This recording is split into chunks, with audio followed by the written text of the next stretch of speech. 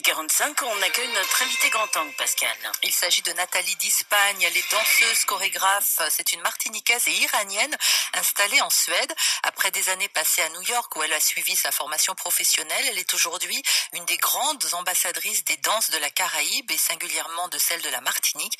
Et les Suédois apprécient apparemment. François Thomas a rencontré Nathalie d'Espagne lors d'un passage récent à Paris. Nathalie d'Espagne, bonjour. Bonjour. On peut dire que vous êtes clairement mondiale parce que vous êtes en Suède, vous avez 33 ans, votre papa est martiniquais, votre maman est iranienne. La danse, vous avez ça dans le sang puisque vos premiers pas après l'université, c'était directement New York, dans les meilleures écoles. Aujourd'hui, vous êtes basée en Suède, donc vous êtes chorégraphe, vous êtes danseuse, vous avez une organisation à but non lucratif, la Machi, on reviendra dessus tout à l'heure. Vous êtes comment en Suède pour promouvoir les danses afro, c'est-à-dire celles de la Caraïbe, de la Martinique et les danses africaines? Ça se passe comment dans un pays qui n'a pas forcément les meilleures connaissances, les meilleurs outils pour les pratiquer? Alors tout à fait. Donc merci déjà de m'accueillir. J'ai la chance d'avoir été un précurseur pour les danses afro-caraïbéennes. J'ai pu les introduire dans les plus grandes écoles de danse dans le sud de la Suède et aussi dans de nombreux spectacles et dans les plus grands festivals du sud de la Suède.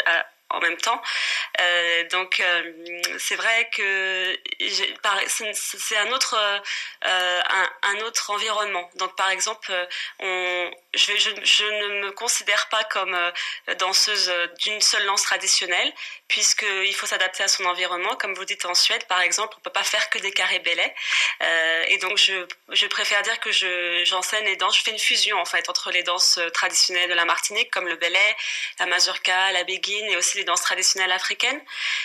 Par exemple, j'ai chorégraphié la comédie musicale du Roi Lion, la version scandinave, avec une chorale, et il fallait faire danser 100 personnes qui sont tous la plupart suédois. Donc il était impossible de passer un carré belay à ce moment-là. Mais donc j'ai pu intégrer les pas, certains pas que j'ai pu intégrer avec aussi l'histoire du Roi Lion. Donc c'est plus comme ça que j'ai pu amener ces danses-là. C'est-à-dire qu'au détour d'une phrase musicale, vous pouvez mettre une mazurka ou quelque chose qui s'y prête, comme cela? Tout à fait, et même c'est même possible aussi de les transformer, de les mettre sur un autre rythme aussi. Par exemple, certains pas comme le kabel, qui est le pas de base du belay, j'ai pu le mettre sur des rythmes un peu afro, en le transformant un petit peu. Je pense c'est important d'embrasser la créativité et l'évolution sans oublier et en connaissant vraiment les bases et la connaissance vraiment du belay, la culture et les codes, parce qu'il y a des codes dans ces danses-là. Alors, donc forcément, on en vient à parler de la Martinique lorsque les Suédois vous questionnent dessus, puisque à un moment donné, quand il faut casser ou chasser un pas, et c'est le geste de la canne qui est clairement visé, les gens doivent comprendre, vous leur faites comprendre toute cette culture de la plantation, toute cette culture martiniquaise. Tout à fait, les danses... Et ils sont demandeurs? Ah oui, et ils sont très intéressés, ils adorent, et je suis très très honorée d'avoir pu introduire ça, puisqu'ils connaissaient même pas la Martinique, où c'était. Donc déjà juste parler de la Martinique, de la culture, de l'endroit, et au niveau des danses, c'est vrai que toutes nos danses sont très différentes, entre le damier, le belay, le bélia, donc tous sont... Et certes, au niveau anthropologique et historique, il fallait aussi expliquer d'où ça venait et qu'est-ce que ça représentait. Et il est vrai que quand on peut exprimer et raconter la culture, les élèves s'intéressent plus et peuvent le danser beaucoup mieux. Et c'est magnifique de voir des Suédoises blondes aux yeux bleus avec du madras faire des spectacles et voir mes élèves apprendre et représenter. Je trouve que c'est ça l'unité vraiment dans la diversité. Ouais, et puis le zouk qui n'est pas une affaire brésilienne, mais ça vient des Antilles. Voilà, donc j'ai dû... C'est mondial le zouk aujourd'hui. Tout à fait, c'est mondial, et donc j'ai aussi pu raconter que les origines venaient vraiment des Antilles. Donc depuis 4 ans, vous êtes installé en Suède. C'est une histoire qui vous a amené en Suède, une histoire en tout cas qui a commencé à New York, puisque vous êtes resté à New York de 2006 à 2011. Alors racontez-nous un petit peu comment les choses se sont faites. Vos débuts, cette passion de la danse, vous êtes né à Paris, vous avez grandi en France. Alors la Suède, ok aujourd'hui, mais ça commence aussi par New York et les premiers émois de danse.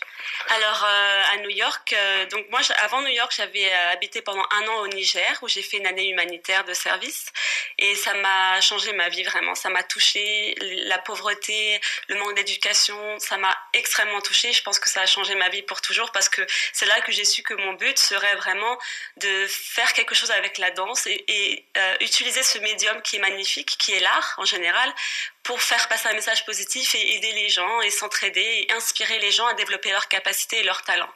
Et donc quand je suis arrivée à New York, j'ai eu la chance de pouvoir travailler avec de très grands chorégraphes qui ont chorégraphié pour des grandes stars, qui ont dansé et chorégraphié pour des stars comme Mariah Carey, Lauryn Hill, Michael Jackson.